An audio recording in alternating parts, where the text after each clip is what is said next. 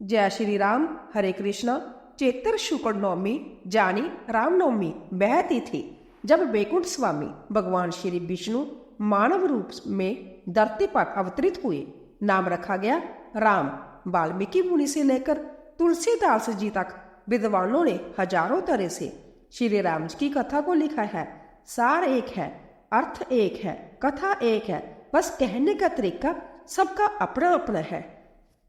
जहाँ परकट कृपाला, दीन दयाला, कुशोल्या हितकारी, हर्षित महतारी, मुनि मनहारी, अवैधुत रूप विचारी। आप सभी को श्री रामनवमी की हार्दिक शुभकामनाएं। जगत के पालन करता श्री विष्णु ने अपने 7वें अवतार मर्यादा पुरुषोत्तम श्री रामचंद्र जी के रूप में अनेकों अविश्वसनीय और अवैध लीलाएं रची और अंत में प्रभु ने त्रिलोक विजेता हंकारी रावण का संहार कर बुराई पर अच्छाई की महाविजय प्राप्त की। श्री राम जी के जन्म दिवस को ही रामनवमी के रूप में बहुत उत्साह के साथ मनाया जाता है। मान्यता है कि चैत्र शुक्ल नवमी तिथि को पुष्प नक्षत्र के शुभ योग में भगवान श्री राम जी का जन्म हुआ था। पुरानी कथा के अनुसार अयोध्या के महाराज दशरथ को पुत्र प्राप्ति नहीं हो रही थी। ऐसे में महाराज दशरथ ने अपने गुरु महर्षि वशिष्ठ के निर्देशों का पालन करते हुए एक महायज्ञ आयोजित किया। महाराज दशरथ ने इस यज्ञ में सभी ऋषि मुनियों को आमंत्रित किया। जिस दिन यज्ञ का शुभ आरंभ होना था उसी दिन गुरु वशिष्ठ के साथ महाराज दशरथ के मित्र अंग प्रदेश के अधिपति श्रृंग ऋषि और अन्य अंगुतक भी जंग मंडप पर आए। यज्ञ की समाप्ति के बाद महाराज दशरथ ने सभी ऋषि और पंडितों को दक्षिणा स्वरूप धन धान्य का दान कर विदा किया। यज्ञ से प्राप्त प्रसाद लेकर राजा दशरथ पुण्य अपने महल में लौट आए और प्रसाद अपने तीनों रानियों के बीच वितरित किया। इसके पश्चात यज्ञ के पुण्य फल से तीनों रानियों ने गर्भ धारण किया। सबसे पहले माता कौशल्या ने एक पुत्र को जन्म दिया। रानी कौशल्या के द्वारा जन्मे उस बालक के दिव्य चेहरे पर करोड़ों सूर्य के मान आभा थी। अनुपम छवि वाले उस बालक को जो कोई भी देखता मंत्र मुक्त हो जाता। चैत्र मास के शुक्ल पक्ष की नवमी तिथि को जन्मा यह बालक और कोई नहीं बल्कि सृष्टि के महानायक श्री विष्णु जी के 7वें अवतार भगवान श्री राम का ही बाल रूप था। फिर माता कौशल्या के बाद अन्य 2 रानियों जानी माता कैकेयी और माता सुमित्रा ने भी शुभ नक्षत्रों में पुत्रों को जन्म दिया। माता कैकेयी के एक पुत्र अर्थात भरत हुए और माता सुमित्रा के 2 पुत्र लक्ष्मण और शत्रुघ्न हुए। अयोध्या के नन्हे राजकुमारों के जन्म का समाचार पाते ही पूरी अयोध्या नगरी में खुशियां और उत्साह की लहर दौड़ पड़ी। गीत संगीत जैसे समारोहों से राजा दशरथ के 4 पुत्रों का स्वागत करते हुए उनका जन्म उत्सव मनाया गया। वही देवताओं ने भी इस उत्सव में भाग लेते हुए इन नन्हे राजकुमारों को नमन किया और आकाश से अनगिनत पुष्पों की वर्षा कर उनका स्वागत करते हुए अपनी प्रसन्नता व्यक्त की। शीघ्र 4 पुत्रों का नामकरण संस्कार महर्षि वशिष्ठ के द्वारा किया गया और उनके नाम रामचंद्र, भरत, लक्ष्मण और शत्रुघ्न रखे गए। अंततः विलक्षण कर्तव्य के बाद धनी श्री राम अल्पकाल में ही अयोध्या वासियों के प्रिय हो गए। उन्हें सभी प्रकार के अस्त्र शास्त्र चलाने में असाधारण निपुणता प्राप्त हो गई। वह निरंतर माता पिता और गुरुजनों की सेवा में लगे रहते थे। श्री विष्णु के साथ में महाअवतार के रूप में जन्मे श्री राम ने अपने जीवन काल में अनेकों महान और धर्मपरायण कार्य किए। चाहे सीता स्वयंवर में धनुष तोड़ना हो या महाबली बाली का वध कर सुग्रीव की सहायता करना हो, विवाह के पश्चात मर्यादा पुरुषोत्तम श्री राम अपने पिता की आज्ञा का पालन करते हुए पत्नी सीता और अनुज लक्ष्मण समेत वनवास को स्वीकार करते हैं। जहां माता सीता की दुराचारी रावण से रक्षा करते हुए प्रभु ने अत्याचारी रावण का संहार किया। यही वही श्री राम है जो सभ्य जगत के पालनहार है और दुर्लभ शक्तियों के स्वामी है, किंतु उन्होंने एक सामान्य मनुष्य जीवन का एक अवैधुत उदाहरण प्रस्तुत किया है। जुग जुग के बाद आज भी श्री रामचंद्र जी के आदर्श व्यक्तित्व तत्व, धैर्य, निष्ठा, त्याग और पराक्रम को श्रद्धा और सम्मान देते हुए रामनवमी के दिन उनका जन्म उत्सव मनाया जाता है। सभी मिलकर प्रेम से बोलिए, मर्यादा पुरुषोत्तम भगवान श्री राम की जय, माता सीता की जय। प्रिय श्रोताओं, रामनवमी के शुभ अवसर पर अब आपको कुछ और भी कथाएं सुनाते हैं। एक बार भगवान श्री राम माता सीता और लक्ष्मण जी के साथ वनवास के समय जंगल में घूम रहे थे। तीनों घूमते घूमते बहुत थक गए। तब भगवान श्री राम ने विश्राम करने का विचार किया। वहीं पास में उन्हें बुढ़िया की कुटिया दिखाई दी। भगवान राम अपने साथ माता सीता और लक्ष्मण जी को लेकर उस बुढ़िया के पास पहुंच गए। बुढ़िया उस समय सूत काट रही थी। बुढ़िया ने उनकी खूब आवभक्त की और उन्हें स्नान ध्यान करने के बाद भोजन करने का आग्रह किया, जिस पर भगवान राम कहने लगे, माई मेरा हंस भी भूखा है, पहले इसके लिए भोजन दे दो। भोजन में जे मोती खाएगा और उसके बाद ही मैं भोजन कर पाऊंगा। इस बात को सुनकर बूढ़ी माई तो बड़ी मुश्किल में पड़ गई। इसके बाद वह बुढ़िया दौड़ी दौड़ी राजा के पास गई और राजा से कहने लगी कि हे राजा, मुझे उधार में 2 मोती दे दो। लेकिन राजा को पता था कि बुढ़िया की हैसियत इतनी नहीं है कि वह 2 मोती वापस लौटा सके। लेकिन फिर भी राजा ने बुढ़िया पर तरस खाकर 2 मोती उसे दे दिए। बुढ़िया खुशी खुशी मोती लेकर वापिस आई और भगवान राम को दिए। भगवान राम ने वो मोती हंस को खिला दिए, जिसके बाद ही भगवान राम ने भोजन ग्रहण किया। इधर कुटिया से जाते समय भगवान राम बुढ़िया के आंगन में एक मोतियों का पेड़ लगा गए। कुछ समय के बाद वह पेड़ बड़ा हुआ और मोती लगने लगे, लेकिन बुढ़िया को इस बारे में कुछ भी पता नहीं था। रात भर में उस पेड़ से जो भी मोती गिरते, सुबह बुढ़िया के उठने से पहले ही उसके पड़ोसी उठाकर ले जाते। एक दिन बुढ़िया पेड़ के नीचे बैठी काट रही थी कि अचानक पेड़ से दिन में ही मोती गिरने लगे। बुढ़िया उन सभी मोतियों को एक कपड़े में बांधकर राजा के पास ले गई। राजा हैरान, बुढ़िया के पास इतने मोती कहाँ से आए? यह बुढ़िया तो बहुत गरीब है। बुढ़िया ने सारी बात सच सच राजा को बता दी कि राजा, मेरे आंगन में एक पेड़ है। जिसके बाद से राजा ने वह पेड़ ही अपने आंगन में मंगवा लिया। लेकिन भगवान राम की माया से उस पेड़ पर मोती की जगह कांटे उग आए। एक दिन उस पेड़ का एक कांटा रानी के पैर में चुभ गया, जिसके बाद तो राजा ने दोबारा वह पेड़ बुढ़िया के आंगन में लगवा दिया और पेड़ पर पहले की तरह मोती लगने लगे, जिन्हें बुढ़िया माई भगवान राम के आशीर्वाद स्वरूप सभी लोगों में बांटने लगी। आपने पुरानी कथाएं तो बहुत सुनी होगी, लेकिन एक कथा ऐसी है, जब देवी सती ने भगवान श्री राम की परीक्षा लेने का सोचा। देवी सती जब भगवान श्री राम की परीक्षा लेने पहुंची तो भगवान श्री राम ने माया रची, जिसके अनुसार भगवान राम सीता जी और लक्ष्मण जी के साथ जाते हुए दिखाई दिए। सती जी ने पीछे मुड़कर देखा तो पीछे भी यही दृश्य दिखाई दिया। अब तो देवी सती का कौतूहल और भी बढ़ गया। वो जिधर भी देखती वो तीनों सुंदर वेश में नजर आते। अब तो देवी सती आश्चर्यचकित रह गई जब देखा कि तरह तरह के वेश धारण किए देवता भगवान श्री राम जी की वंदना और सेवा कर रहे हैं। दरअसल भगवान श्री राम चाहते थे कि देवी सती उनका सच्चिदानंद रूप देख ले और उन्हें वियोग तथा दुख की जो कल्पना की है उसे हटाकर वह सामान्य हो जाए। लेकिन हुआ इसका उल्टा। इस दृश्य को देखकर देवी सती तो बहुत डर गई। उनका हृदय कांपने लगा। उनकी सुध बुध जाती रही और आंखें बंद कर वह तो रास्ते में ही बैठ गई। कुछ क्षण के बाद जब उन्होंने आंखें खोली तो दक्ष कुमारी सती जी को कुछ भी दिखाई नहीं दिया। वह मौन होकर भगवान श्री राम के चरणों में शीश नवाकर चली गई, जहां पर भगवान शिव एक पेड़ के नीचे उनकी प्रतीक्षा कर रहे थे। त्रेता युग में भगवान श्री राम माता सीता के अपहरण से व्याकुल होकर जहां तहां बेचैन होकर सीता जी की खोज कर रहे थे। भगवान शंकर तो राम जी को देखकर मगन होकर सच्चिदानंद का मने मन जयकार करने लगे। लेकिन सती जी को यह विश्वास नहीं हुआ कि भगवान राम ही परमात्मा है। बार बार भगवान शिव के समझाने के बाद भी जब देवी सती का भ्रम नहीं मिटा, उनका संदेह दूर नहीं हुआ, तब भगवान शिव ने देवी सती को भगवान राम की परीक्षा लेने के लिए कह दिया और मन ही मन विचार किया कि होई सोई जो राम रची राखा को करी तर्क बढ़ावे साखा। तर्क बड़ा वही साखा। अब तो देवी सती भगवान राम की परीक्षा लेने के लिए सीता जी का वेश बनाकर भगवान राम के सामने चले गई। इधर भगवान राम ने देवी सती को पहचान लिया और प्रणाम किया। भगवान शिव का समाचार पूछा तो देवी सती लज्जित होकर भगवान राम के ऐश्वर्य से परिचित होकर वापिस भगवान शंकर के पास लौट गई।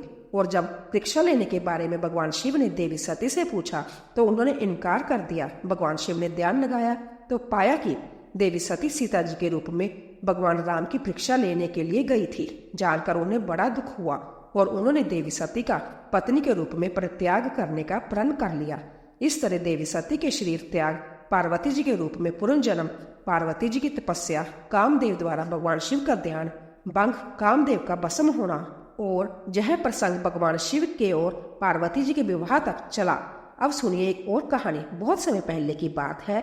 एक आलसी लेकिन बहुत ही भोला भाला मासूम सा युवक था। दिन भर में कोई काम तो करता नहीं था, बस खाता ही रहता और सोए रहता। घर वाले कहते कि जाओ, चले जाओ, घर से बाहर निकलो, कोई काम दाम करो। काम दाम तो कुछ करते नहीं, बस दिन भर घर में पड़े रहते हो।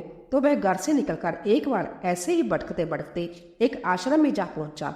वहां उसने देखा कि एक गुरुजी है और उनके शिष्य कोई काम नहीं करते, बस मंदिर की पूजा करते हैं। उसने मन में सोचा कि जब बढ़िया है, कोई काम दाम नहीं, बस पूजा की तो करना है। गुरुजी के पास जाकर पूछने लगा, गुरुजी क्या मैं जहाँ रह सकता हूँ? गुरुजी बोले, हाँ हाँ क्यों नहीं, लेकिन गुरुजी में कोई काम वाम नहीं कर सकता। तो गुरुजी कहने लगे, कोई काम नहीं करना है, बस पूजा करनी होगी, और भी नहीं हम से। तो वह युवक कहने लगा, ठीक है गुरुजी, वह तो मैं कर लूंगा। अब वह युवक महाराज के आश्रम में रहने लगा। ना कोई काम ना कोई दाम, बस सारा दिन खाते रहो, प्रभु भक्ति में भजन गाते रहो, मग्न रहो। महीना भर हो गया। फिर एक दिन आए एकादशी, उसने रसोई में जाकर देखा कि भोजन की कोई तैयारी ही नहीं। आज तो भोजन ही नहीं पका था। उसने जाकर गुरुजी से पूछा, गुरुजी आज भोजन नहीं बनेगा क्या? गुरुजी कहने लगे, बेटा आज तो एकादशी है और तुम्हारा उपवास भी है। युवक कहने लगा, गुरुजी अगर हमने उपवास कर लिया तो फिर तो हम कल का दिन ही नहीं देख पाएंगे। हम नहीं कर सकते उपवास, हमें तो भूख लगती है। आपने मुझे पहले क्यों नहीं बताया? गुरुजी कहने लगे, ठीक है तुम ना करो उपवास, पर खाना भी तुम्हारे लिए कोई और नहीं बनाएगा, तुम खुद बना लो। अब मरता क्या ना करता। वह युवक किसी तरह से रसोई में गया। बेचारा आलसी जो ठहरा। गुरुजी फिर आए, कहने लगे, देखो अगर तुम खाना बना लो तो राम जी को भोग जरूर लगा लेना, और नदी के उस पार जाकर अपनी रसोई तुम्हें बनानी होगी। आज जहाँ पर भोजन नहीं बन सकते। ठीक है गुरुजी। फिर उसके बाद लकड़ी, आटा, तेल, घी, सब सब्जी लेकर वह युवक वहां से चला गया। जैसे तैसे मुश्किल से खाना भी बनाया। जब खाना खाने बैठा तो याद आया, गुरुजी महाराज ने तो उससे कहा था कि पहले राम जी को भोग लगाना है, उसी के बाद भोजन करना है। अब युवक भगवान श्री राम को ध्यान करके कहने लगा, हे प्रभु आइए और मेरे भोजन का भोग लगाइए। कोई नहीं आया तो वह बेचैन हो गया कि जहाँ तो मुझे जोर से भूख लग रही है और प्रभु राम है कि आ ही नहीं रहे हैं, और गुरुजी की आज्ञा के अनुसार तो मैं बिना प्रभु को भोग लगाए भोजन ही नहीं कर सकता। बेचारा भोला भाला युवक जानता ही नहीं था कि प्रभु साक्षात तो आएंगे नहीं। अब गुरुजी की बात, उनकी आज्ञा मानना भी जरूरी है। उसने फिर कहा, देखो भगवान जी, मैं समझ गया कि आप क्यों नहीं आ रहे। मैंने रूखा सूखा बनाया है ना, और आपको तो खूब स्वादिष्ट भोजन खाने की आदत है, इसीलिए आप नहीं आ रहे हैं। तो सुनिए प्रभु जी, आज वहां भी कुछ नहीं बना है। आश्रम में भी सभी ने एकादशी का उपवास रखा है। खाना हो तो जय रूखा सूखा भोजन ही आपको खाना होगा। भगवान श्री राम अपने मासूम से भगत की सरलता पर बड़े मुस्कुराए और माता सीता के साथ प्रकट हो गए। सामने भगवान श्री राम के साथ माता सीता को देखा तो वह युवक असमंजस में पड़ गया। गुरुजी ने तो कहा था कि भगवान राम आएंगे, लेकिन जहाँ तो माता सीता भी साथ आ गई है और मैंने तो भोजन भी बस 2 ही लोगों का बनाया है। चलो कोई बात नहीं, आज इन्हें ही खिला देते हैं, खुद भूखा रह लेते हैं। ऐसा विचार कर उसने 2 थाली में भोजन भगवान श्री राम और माता सीता को परोस दिया। फिर बोला, प्रभु आज तो मैं भूखा रह गया, लेकिन मुझे आप दोनों को देखकर बहुत खुशी हो रही है। लेकिन अगली एकादशी पर ऐसा मत कीजिएगा, पहले बता दीजिएगा कि आप कितने जने आ रहे हो, और हाँ थोड़ा जल्दी आ जाना। भगवान श्री राम उसकी बात पर बड़े प्रसन्न हुए, प्रसाद ग्रहण करके चले गए। अगली एकादशी तक वह भोला भाला युवक जह सब भूल गया। उसे लगा प्रभु ऐसे ही आते रहते होंगे और प्रसाद ग्रहण करते रहते होंगे। फिर अगली एकादशी आई। गुरुजी से कहने लगा, गुरुजी मैं चला अपना खाना बनाने, पर गुरुजी अब की बार थोड़ा ज्यादा अनाज लगेगा, वहां 2 लोग आते हैं। युवक की बात सुनकर गुरुजी मुस्कुराए, सोचने लगे, अरे भूख के मारे बावला है तो ज्यादा भोजन करता होगा। कहने लगे, ठीक है ले जा और अनाज ले जा। और अब की बार उस युवक ने नदी के उस पार जाकर 3 लोगों का भोजन बनाया। फिर गुहार लगाई, आइए प्रभु माता सीता आइए और मेरे भोजन का भोग लगाइए। भगवान की महिमा भी बड़ी निराली है। भक्त के साथ कौतुक करने में उन्हें भी बड़ा आनंद आता है। तरह तरह से वह भी अपने भक्तों की रिझा रहते हैं, उनकी परीक्षाएं लेते रहते हैं। अब की बार भगवान राम अपने भाई लक्ष्मण, भरत, शत्रुघ्न और हनुमान जी को ही लेकर आ गए। अब अपने सामने इन सब को देखकर भक्त को तो चक्कर आ गए कि ये क्या हुआ। एक का तो भोजन बनाया तो दो आ गए, और आज दो का खाना बनाया तो पूरा खानदान आया लगता है। आज भी मुझे भूखा ही रहना पड़ेगा। सबको किसी तरह से थोड़ा थोड़ा भोजन का भोग लगाया और टकटके बांधकर एक कोने में बैठा बैठा देखता रहा। अनजाने में ही उसकी भी एकादशी हो गई। फिर अगली एकादशी आने से पहले गुरुजी से कहने लगा, गुरुजी, यह आपके प्रभु राम जी अकेले क्यों नहीं आते? हर बार कितने सारे लोगों को ले आते हैं, इस बार पिछली बार से ज्यादा अनाज देना। गुरुजी को लगा कहीं जय अनाज बेचता तो नहीं है, अकेला खाता है और इतने ढेर सारा अनाज साथ लेकर जाता है, बचाकर भी नहीं लाता। देखना पड़ेगा जाकर सच्चाई क्या है। भंडार में जाकर कहा कि इसे जितना भी अनाज चाहिए दे दो, और छुप कर उस युवक के पीछे पीछे चल पड़े उसे देखने। इस बार उस युवक ने सोचा, खाना पहले नहीं बनाऊंगा, जाने कितने लोग आ जाए, पहले बुलाऊंगा, देखूंगा कि कितने लोग आए हैं, उसके बाद ही भोजन बनाऊंगा। फिर से उसने आवाज लगाई, भगवान जी आइए, माता सीता आइए और मेरे भोजन का भोग लगाइए। अब की बार सारा राम दरबार मौजूद, और इस बार तो हनुमान जी भी आ गए हैं। लेकिन जय क्या प्रसाद तो तैयार ही नहीं। भक्त ठहरा बोला, प्रभु जी, इस बार मैंने भोजन नहीं बनाया। भगवान राम बोले, अच्छा क्यों? तो वह सीधा साधा बोला सा भक्त कहने लगा, प्रभु जी, हर बार तो मैं भूखा रह जाता हूँ, मुझे भोजन मिलेगा नहीं, फिर क्या फायदा बनाने का? आप खुद ही बना लो और खुद ही खा लो। भगवान राम मुस्कुराए। माता सीता भी गदगद हो गई। अपने भक्त के ऐसे आग्रह को देखकर भगवान राम मुस्कुराते रहे। लक्ष्मण जी बोले, बताइए प्रभु जी, अब क्या करें, आज्ञा दीजिए। भगवान राम बोले, भक्त की इच्छा है, पूरी तो करनी ही पड़ेगी, चलो लग जाओ काम से। अब लक्ष्मण जी ने लकड़ी उठाई। माता सीता आटा गूंदने लगी और भक्त एक तरफ बैठकर देखता रहा। माता सीता रसोई बना रही थी तो कई ऋषि मुनि यक्ष गंधर्व प्रसाद लेने आने लगे। इधर गुरुजी ने देखा कि खाना तो बना नहीं है और जय मेरा शिष्य कोने में बैठा हुआ है। आकर पूछने लगे, बेटा क्या बात है, भोजन क्यों नहीं बना? क्या बात है, भोजन नहीं बनाना क्या? तो वह बोला, अच्छा किया गुरुजी, आप भी आ गए, अब आप आकर खुद ही देख लीजिए कितने लोग आते हैं प्रभु श्री राम के साथ। गुरुजी बोले, अरे मुझे तो कुछ दिखाई नहीं दे रहा है तुम्हारे और इस अनाज के सिवा। अब मासूम से भक्त ने अपना माथा पकड़ लिया, कहने लगा, एक तो इतनी मेहनत करवाते हैं, प्रभु भूखा भी रखते हैं, ऊपर से अब मेरे गुरुजी को दिख भी नहीं रहे, जय तो और बड़ी मुसीबत हो गई। अब वह युवक भगवान श्री राम से लगा, प्रभु जी, आप मेरे गुरु जी को दिख क्यों नहीं रहे? प्रभु बोले, नहीं, मैं उन्हें नहीं दिख सकता। तो वह युवक कहने लगा, क्यों? मेरे गुरु जी तो बड़े पंडित है, ज्ञानी है, विद्वान है, और प्रभु जी ने उन्हें तो बहुत कुछ आता है, आप उनको क्यों नहीं दिखाई देते? भगवान राम बोले, बेटा, माना कि उनको सब कुछ आता है, वो तुम्हारे गुरु भी है, लेकिन तुम्हारी तरह सच्चे और सरल नहीं है, इसीलिए मैं उन्हें नहीं दिख सकता। युवक ने गुरुजी से कहा, गुरुजी, भगवान तो कह रहे हैं आप सरल नहीं है, इसीलिए आपको नहीं दिखेंगे। युवक की बात सुनकर गुरुजी रोने लगे। वाकई मैंने सब कुछ पाया पर सरलता नहीं पा सका। बेटा, तुम्हारी भक्ति सच्ची है, तुम मन से बहुत सच्ची हो, और भगवान तो अपने ऐसे ही भक्तों को दर्शन देते हैं जिनका मन साफ, शुद्ध और सरल होता है। मैं ठहरा अभागा, भला कहाँ मुझे प्रभु के दर्शन होने लगे।